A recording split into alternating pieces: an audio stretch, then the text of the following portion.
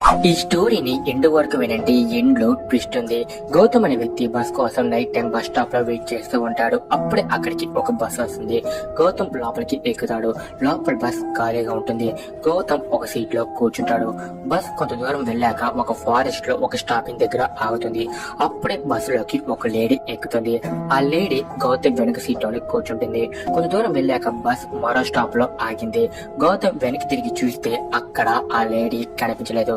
Gautam tension గా driver దగ్గరికి వెళ్లి, అన్న, నా వెనక సీట్ లో ఒక లేడీ కూర్చుంది, తను ఎక్కడికి వెళ్ళింది అని అడుగుతాడు. దానికి ఆ డ్రైవర్, ఏంటి బాబు నువ్వు చెప్పేది, ఈ వెనక సీట్ లో ఏ అమ్మాయి కూర్చోలేదు అని చెప్తాడు. గౌతమ్ కి ఇంకా భయం పెరిగిపోయింది. అప్పుడు గౌతమ్, లేదన్నా, నేను చూశాను, లాస్ట్ స్టాప్ లో ఒక లేడీ ఎక్కింది అని చెప్తాడు. అప్పుడు డ్రైవర్, బాబు, అయితే నువ్వు చూసింది లేడీని కాదు, తను ఒక ఆత్మ. చాలా సంవత్సరాల క్రితం ఇదే రాత్రి ఒక బస్ లో ఒక డ్రైవర్ ఒక లేడీ రోడ్ లోని వెళ్తూ ఉండగా యాక్సిడెంట్ జరిగి వాళ్ళిద్దరూ చనిపోయారు. చాలా మంది అప్పటి నుండి ఆ లేడీ ఆత్మ ఇలా బస్ ఎక్కి కనిపిస్తుందని చెప్తున్నారు అని చెప్తాడు. అప్పుడు గౌతమ్, ఈ విషయం నీకెలా తెలుసు అని అడుగుతాడు.